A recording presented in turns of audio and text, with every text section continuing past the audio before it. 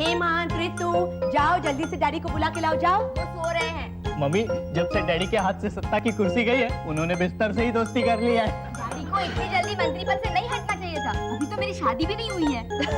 तेरी शादी से उनके मंत्री पद का क्या संबंध? जब से उनका मंत्री पद गया है, लड़कों ने मुझे फोन करना बंद कर दिया। हाँ मम्मी, कल मेरे दोस्तों ने पार्टी बनाई और मुझे बुलाया तक नहीं। अभी दिनों से शानू भी नहीं मिला।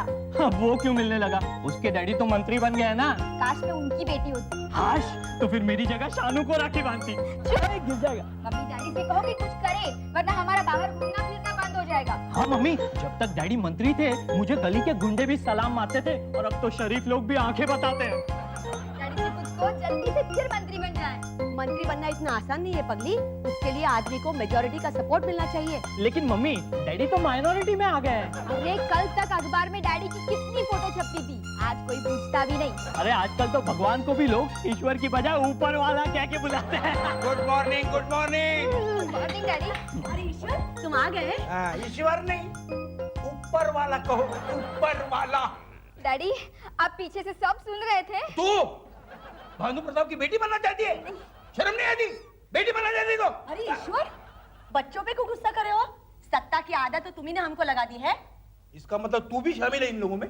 मैं तो बच्चों से भी ज्यादा तुम्हारा मंत्री पद मिस कर रही हूँ। क्यों? जब तुम मंत्री पद पे थे तो मुझे ढेर सारी कमेटियों का चेयरपर्सन बनाया गया था। जब से तुम्हारा मंत्री पद चला गया है, मुझे तकरीबन सारी कमेटियों से निकाला गया है। अरे सबसे ज्यादा आदत तो हमें सिक्योरिटी गार्ड्स की पड़ गई थी। कितना सेफ महसूस होता था ना उन लोगों के साथ। अरे एक सिक्योरिटी गार्ड से मेरी दोस्ती भी हुई थी। क्या कह रही है? हाँ, उसने मुझे राइफल चलाना सिखाया था। अब कहाँ है वो? वो हॉस्पिटल में। हाँ? अरे हाँ, मैं एक चूहे को मारने की कोशिश कर रही थी, हाँ। जो उसके पैरों के पास से गुजर रहा था। और ठीक है। हेलो मिसेस शिकारी। क्या? क्यों? अच्छा ठीक है। ईश्वर, मुझे और एक कमेटी से हटाया गया है। कौन सी? पशु अन्याय विरोधी कमेटी। अरे ये तो पशुता हो गई। अब मेरे पास सिर्फ एक ही कमेटी बची है। कौन सी कौन सी? पर्यावरण प्रदूषण निर्मूलन कमेटी। ईश्वर जल्दी से कुछ करो, वरना ये कमेटी भी मेरे हाथ से निकल जाएगी। अरे इससे पर्यावरण और प्रदूषित हो जाएगा। डैडी चलो कुछ करते हैं। अरे हम लोग क्या कर सकते हैं? विरोधी पक्ष में रहकर हम लोग कुछ नहीं कर सकते। डैडी, हम लोग सत्ताधारी पार्टी को हैरान कर सकते हैं। कैसे? मालूम नहीं। ईश्वर, तुम्हारा वो विरोधी पक्ष नेता भानु प्रताप कौन से पद पर है? Health ministry. Very good. मैं अपनी कमेटी का एक मोर्चा अरेंज करती हूँ, तुम उसका नेतृत्व करोगे। आवाज दो। नहीं चलेगी, नहीं चलेगी। ये नारा हुआ?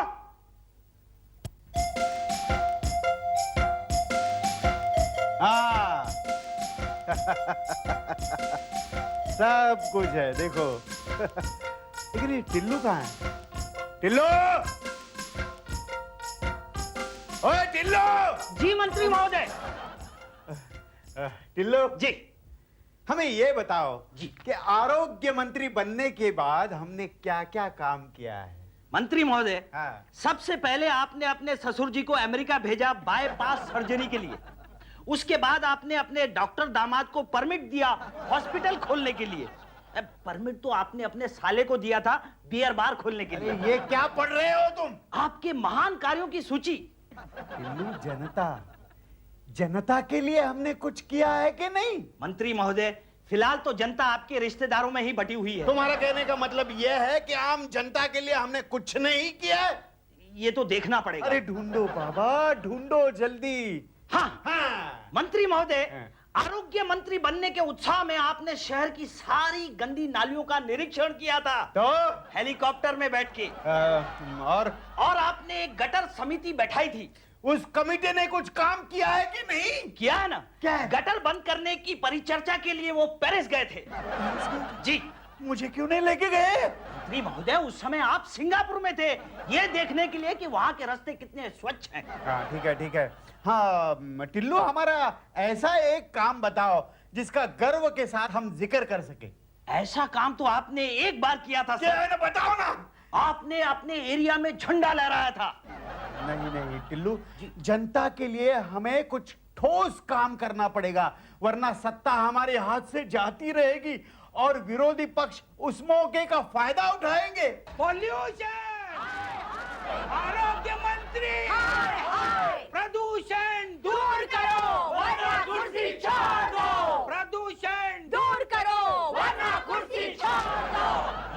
लगता है विरोधी पक्ष फायदा उठा रहा है। छोड़ दो। Pollution pollution.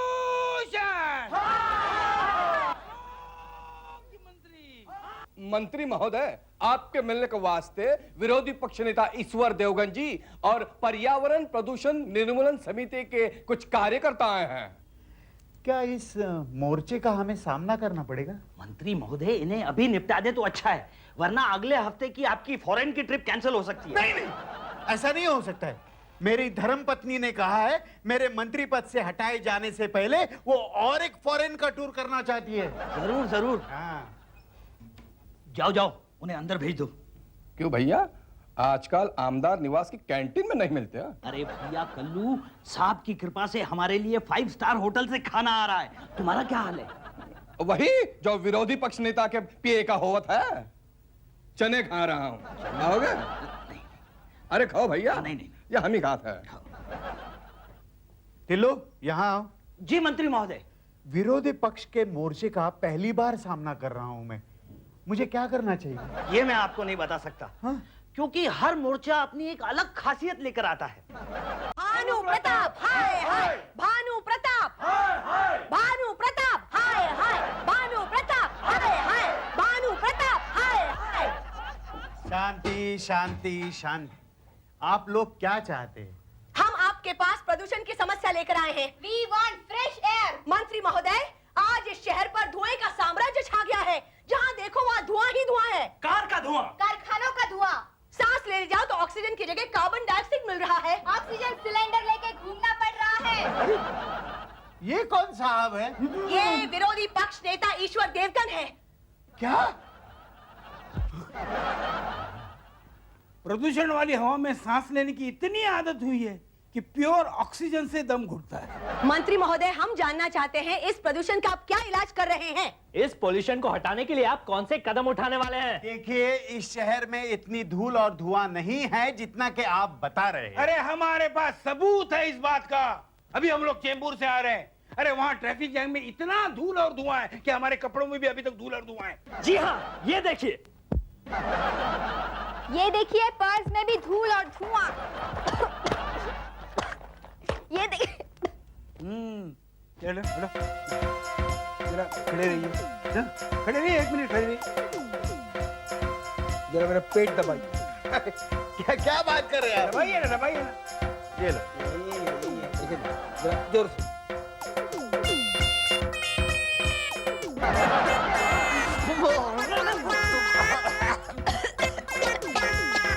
देखा, अब तो यकीन आ गया आपको। देखिए, आप लोग बातें बढ़ा चढ़ा कर रहे हैं।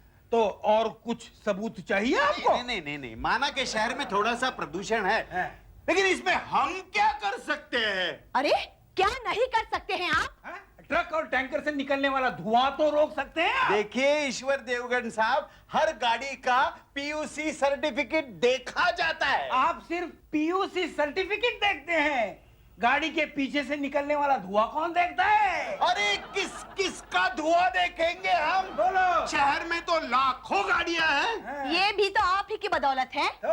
एक तरफ प्रदूषण बढ़ रहा है और दूसरी तरफ आप गाड़ियों के नए नए मॉडल्स बनाने के लिए लाइसेंस दे रहे हैं। अरे इतनी सारी गाड़ियां पार्क कहाँ करेंगे? इतना सारा धुआं जाएगा कहाँ? मंत्री महोदय, हाँ। कान खोल कर सुन लो। हाँ। अगर आपने इस शहर को प्रदूषण से मुक्त कराने के लिए ठोस कदम नहीं उठाए तो हम आपके खिलाफ आंदोलन शुरू कर देंगे। हमें सांस लेने की जगह दो। मुझे मालूम है ये सब आप क्यों बोल रहे हैं, क्योंकि ईश्वर देवगन वापस सत्ता में आना चाहते हैं। अरे मैं तो यूं ही सत्ता में आ सकता हूँ, चुटकी बजा के। तो आइए ना, इसके लिए प्रदूषण का बहाना क्यों कर रहे हैं आप? इसका मतलब आप कहते कि शहर में प्रदूषण नहीं है? नहीं, थोड़ा सा है, लेकिन इतना नहीं कि जितना आप कह रहे हैं। अच्छा। हाँ। टिल्लू, जी महोदय। वो खिड़की खोलना जरा। वातानुकूल यंत्र चल रहा है। कौन चल रहा है? एसी चल रहा है। अरे 2 मिनट के लिए खोल। मंत्री महाशय जी को देखने दो कि शहर में कितना प्रदूषण है। जी महोदय।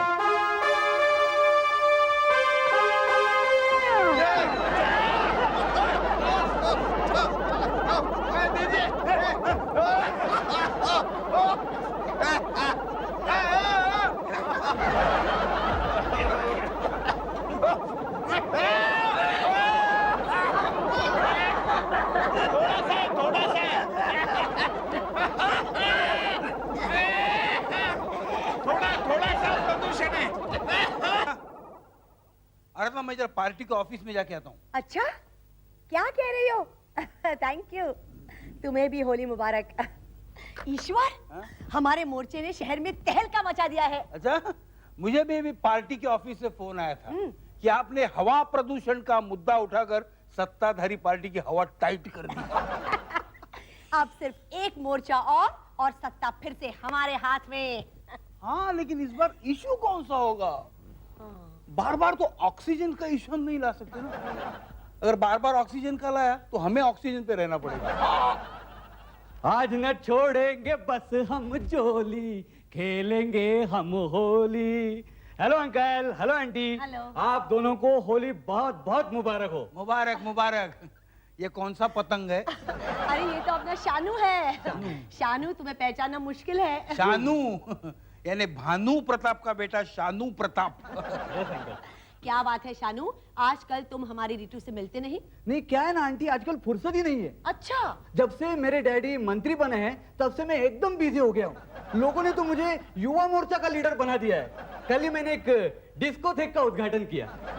ये डिस्कोथेक का उद्घाटन तूने कैसे किया? ये लात मारकर? नहीं, नाच नाच का। अच्छा अच्छा। बाय द वे, रितु कहाँ है? वो होली खेलने गई है।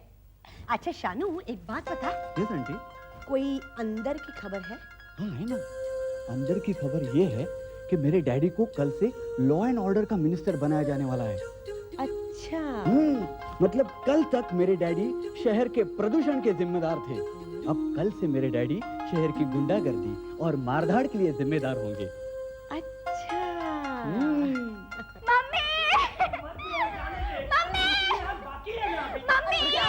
क्या हुआ? अरे किसी ने इसकी आंख पे फुग्गा मारा तो फूट गई। क्या बात करता है तू? मुझे उसका नाम बता, अब भी क्या भी मुझे उसका नाम बता, मैं उसे अंदर करवा देता हूँ। तू अंदर करवाएगा? फिर तुम्हें मालूम नहीं, मेरे डैडी अब लॉ एंड ऑर्डर मिनिस्टर बन गए हैं। हाँ। अरे किस को अंदर करेगा तू? मेरे सामने अभी एक औरत की आंख फूटी। क्या बात है? काश कोई इन त्योहारों पर पाबंदी लगाए जिसमें लोगों की आंखें फोड़ी जाती है। मिल गया। मंत्रालय पे मोर्चा ले जाने के लिए एक इशू मिल गया। अच्छा, हाँ। कौन सा?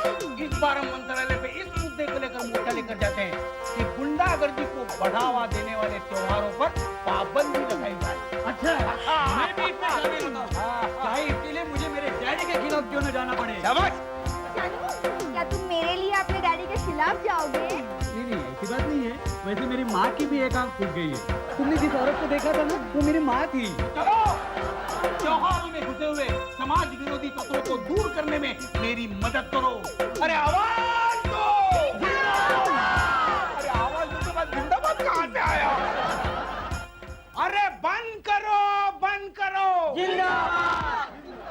अरे बंद करो, बंद करो! अरे हम लोगों के नारे भी नहीं मिलते एक दूसरे से।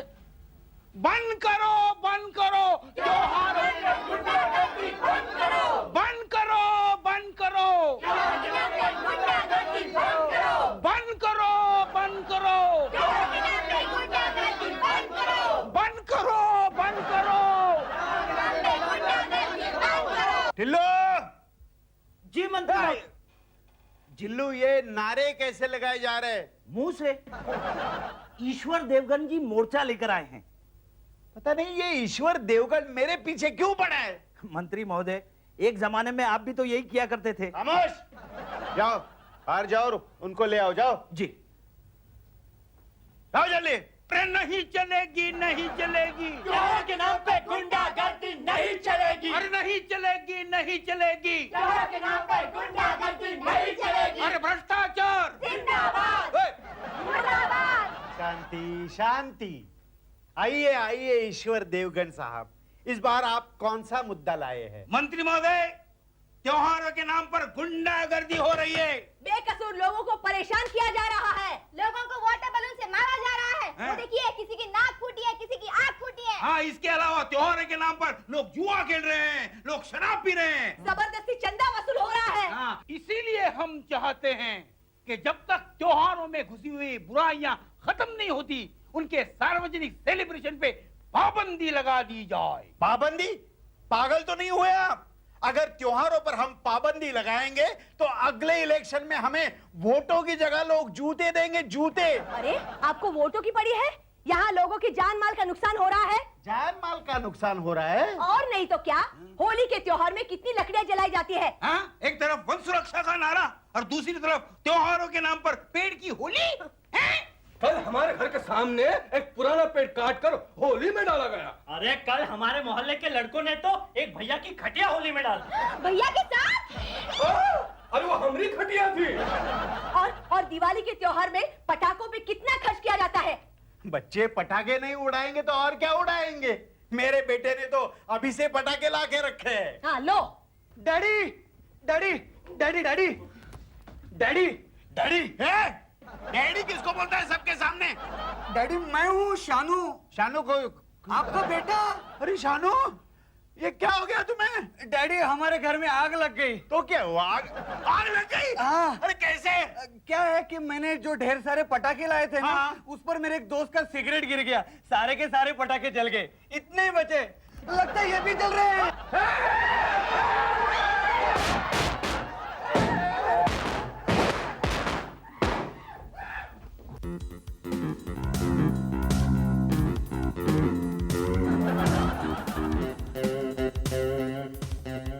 कहाँ गया क्या नाम? ईश्वर, ईश्वर, ईश्वर! क्यों चिल्ला रहे हैं मेरे नाम पे?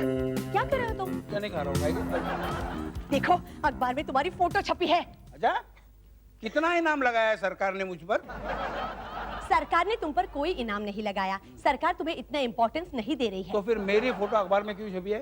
क्योंकि जनता में तुम्हारी लोकप्रियता बढ़ रही है। अच्छा? देखो तो कितना बड़ा फोटो है, वो भी सेकंड पेज पर। सेकंड पेज पर? हाँ, फ्रंट पेज पर क्यों नहीं छपा?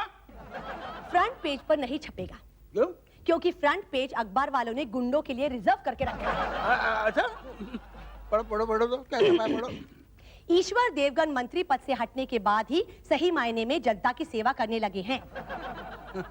उनको क्या पता कि मंत्री पद से हटने के बाद आदमी जनता की सेवा के अलावा और कर भी क्या सकता है। यहाँ पे लिखा है कि तुमने जो सोशल प्रॉब्लम्स टैकल किए हैं ना, उससे आम जनता तुम पर बहुत खुश है। इसलिए कल मेरी सभा में 50 लोग भी नहीं थे। अच्छा, यहाँ पे तो लिखा है कि 5000 लोग थे। हाँ, ये रिपोर्टर मेरा दोस्त है। कल उसे घर जाने के लिए मैंने टैक्सी भाड़ा 50 रुपए दिए थे। अरे कैसी बातें कर रहे हो तुम ईश्वर? तुम्हारी पॉपुलैरिटी बहुत बढ़ गई है। देखो ना, यहाँ पे लिखा है कि इस चुनाव में ईश्वर देवगन की जीत जरूर होगी। वो रिपोर्टर को फोन करके बुलाओ। क्यों, किस लिए? इसकी रिपोर्ट से लगता है कि यह आदमी हमसे 4 पैसे कमाना चाहता है। तुम्हारा मतलब है कि यहाँ की सारी बातें गलत हैं। सरासर गलत है। इस समाज में मेरी कोई कीमत नहीं है। राजकीय नेता के रूप में मेरा कोई महत्व नहीं है। अरे ये तुम कैसे कह सकते हो?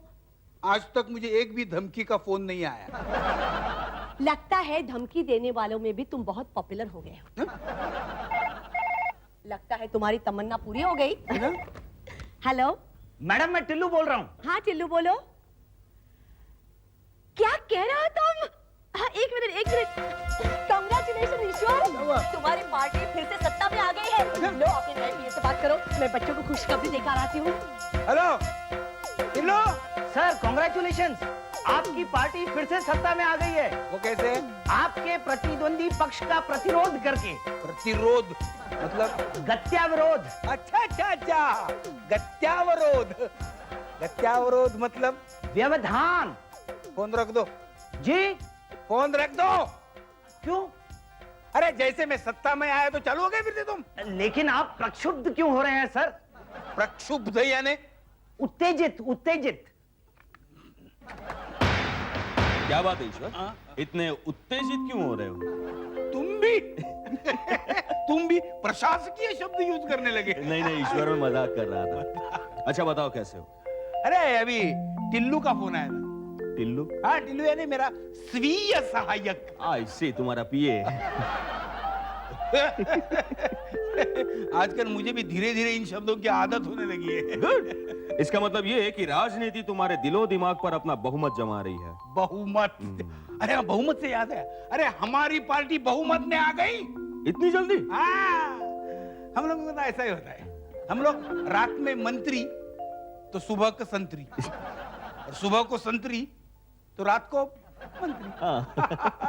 अरे पीए लोग तो मंत्रियों के रूम में घुसने से पहले पूछ लेते हैं, आज मंत्री कौन है। खैर ये तो बहुत अच्छी बात है, तुम्हें फिर से जनता की सेवा करने का मौका मिल रहा है, देश को तरक्की करवाने का एक और मौका मिल रहा है। ईश्वर ईश्वर, क्या हुआ रत्ना? मुझे फिर से अलग अलग महिला संगठनों की चेयरपर्सन बना दिया गया है। अब मुझे पूरा यकीन हो गया है कि मैं फिर एक बार मंत्री हो गया हूँ। ईश्वर